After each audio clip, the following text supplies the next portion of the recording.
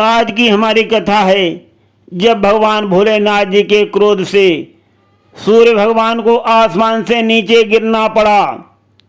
बहुधा तो ये सुना गया है कि त्रिदेव जो हैं हमेशा देवताओं की रक्षा करते हैं, देवताओं की मदद करते हैं, किंतु भोलेनाथ जी ने असुरराज सुकेशी की मदद के लिए सूर्य को क्यों आसमान से नीचे गिरा दिया था। सुनिए कथा के प्रसंग में सारा हाल। कथा में आगे बढ़ने से पहले सुनाते हैं निम्न। जब तारक असुर का वध शंभुसुत श्री कार्तिकेय जी के द्वारा हो गया, देवतागण बहुत प्रसन्न हो गए और वध होने से पहले तारक जो है 3 पुत्रों को जन्म दे चुका था और उसकी मृत्यु के बाद वो तीनों पुत्र ब्रह्मा जी के पास आ गए और उल्हेना देने लगे। बोले, हमारे पूर्वज असुरगण कठिन से कठिन तपस्या करते चले आ रहे हैं। बहुत घोर घोर तपस्याएं असुरों के द्वारा की गईं और हमेशा उन्होंने जीवन दान मांगा था, किंतु उनको मृत्यु ही मिलती चली आई है। ऐसा भेदभाव क्यों हो रहा है असुरों के साथ? क्यों कर रहे हो आप त्रिदेव असुरों के साथ भेदभाव? ब्रह्मा जी बोले, नहीं, ऐसा नहीं है। कर्मों के अनुसार ही सबको फल मिलता है, चाहे देवता हो, चाहे मनुष्य हो, चाहे असुर हो, चाहे दैत्य हो, कोई भी हो, सबको कर्मों के अनुसार ही फल मिलता है। और जहाँ जहाँ दैत्यों ने अच्छा काम किया है वहाँ दैत्यों की भी मदद की गई है। बुराई करने के लिए देवताओं को भी दंडित किया गया है। मदद के लिए भगवान भोलेनाथ जी के क्रोध का शिकार हुए सूर्यदेव और उनको आसमान से नीचे गिरना पड़ा। कथा विस्तार पूर्वक। असुरराज सुकेशी जो थे वो भगवान भोलेनाथ के अनन्य भक्त थे, बहुत सच्चे भक्त थे। राक्षस होने के बावजूद उनका हृदय जो है वो बहुत ही उदार था और वो सदा देवताओं से मिलकर के चलते थे। देवताओं के साथ वो शांति भी स्थापित करने में मदद करते थे और सदा ही अच्छे कर्मों को बढ़ावा देने का उनका प्रयास रहता था। असुरराज सुकेशी की भक्ति भावना और परोपकारी लगन को देख करके भगवान भोलेनाथ उनसे बहुत प्रसन्न हो गए, बहुत प्रसन्न हुए और उनको आकाश में स्थित एक सुंदर नगर प्रदान कर दिया रहने के लिए। वरदान दे दिया भोलेनाथ ने। इतना सुंदर, इतना भव्य नगर भगवान भोलेनाथ ने वरदान के रूप में दिया, बिल्कुल बैकुंठ की बात। जैसे बैकुंठ हवा में तैरता हुआ वो नगर, बादल उसके पास से निकलते थे तो आश्चर्य से चकित रह जाते थे और टकटकी लगा करके उसके आकर्षण में खो जाते थे।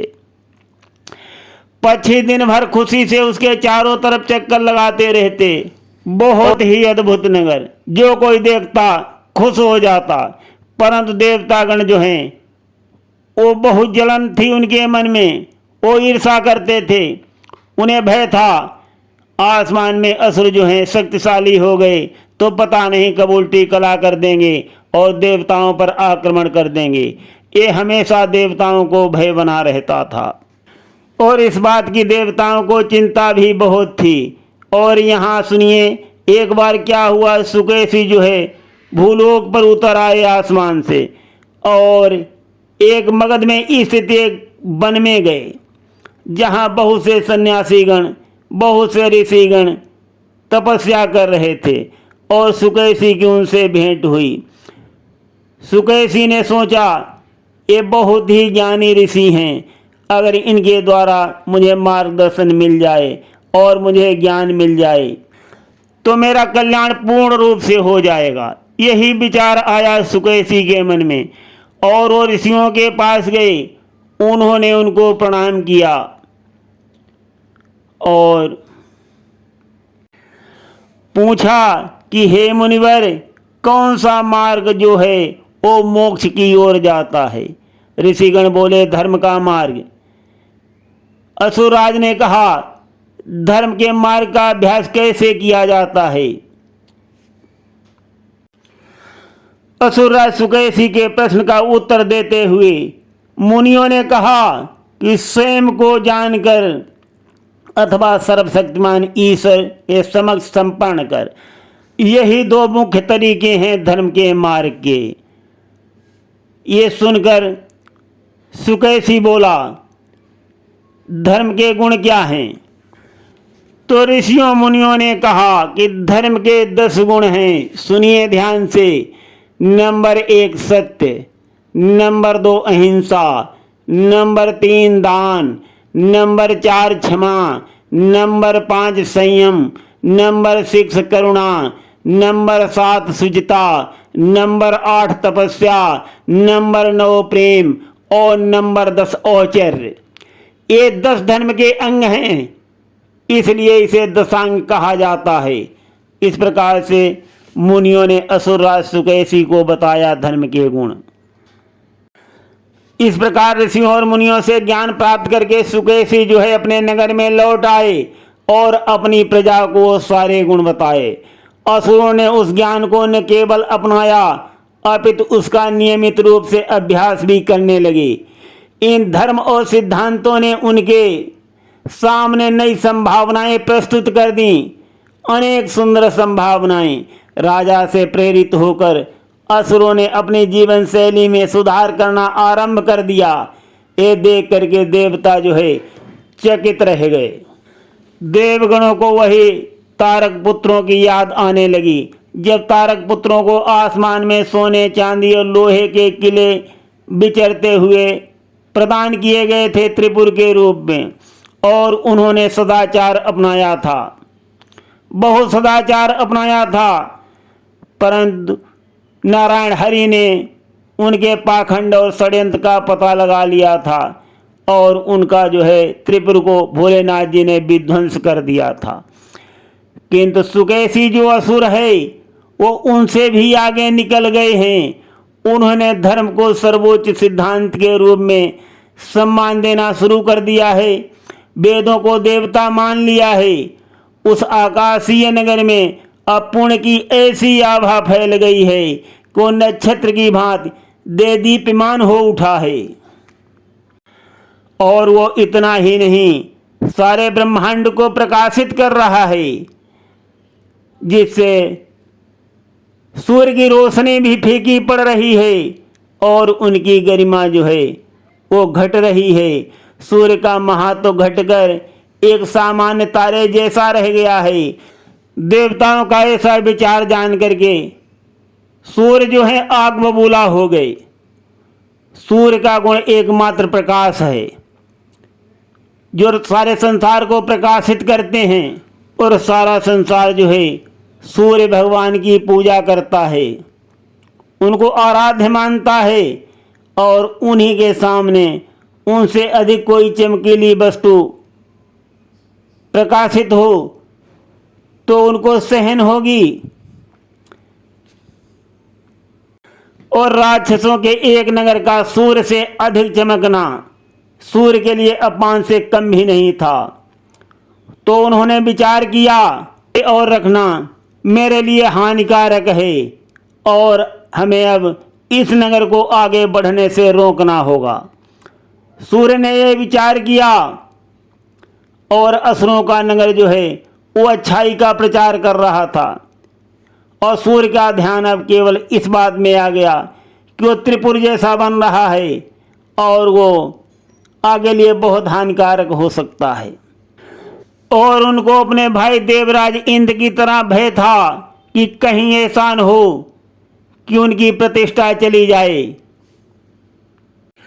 यही विचार करके सूर्य ने क्रोध करके उस नगर की ओर देखा, और जैसे ही सूर्य ने क्रोध करके उस नगर की तरफ देखा, वो जो नगर है वो नीचे को गिरने लगा, पृथ्वी के नीचे गिरने लगा।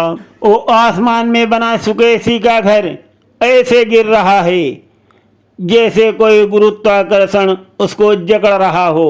धीरे धीरे आ रहा है पृथ्वी के नीचे, रुक रुक कर। अपने नगर को नीचे गिरता देख और अपने ऊपर संकट आया समझ करके सुकेशी ने भगवान भोलेनाथ जी का स्मरण किया, ध्यान लगाया भोलेनाथ जी में। और भोलेनाथ जी को जैसे ही इस घटना का पता चला तो उन्होंने सूर्य की तरफ क्रोध करके देखा तो सूर्य अब आकाश से नीचे गिरने लगे। तो देवगण चिल्लाने लगे, विनाश विनाश। सूर्य जब आसमान से नीचे गिर गए तब प्रकाश प्रदान करने वाला कोई भी साधन नहीं बचा। जीवन का पोषण करने के लिए ऊर्जा नहीं रही, खत्म हो गई, समाप्त हो गई। तब सप्तऋषियों ने सूर्यदेव को काशी जाने का सुझाव दिया। वहां पर सूर्यदेव ने वरुण और असी नदी में स्नान किया। तो ऋषियों ने शिव से विनती की। ऋषियों ने भोलेनाथ से ध्यान लगा करके विनती की कि हे प्रभु, आपने एक बार चंद्र को बचाया था, आपसे विनती है आप सूर्य को भी पुनः स्थापित कर दीजिए प्रभु, एक बार क्षमा कर दीजिए।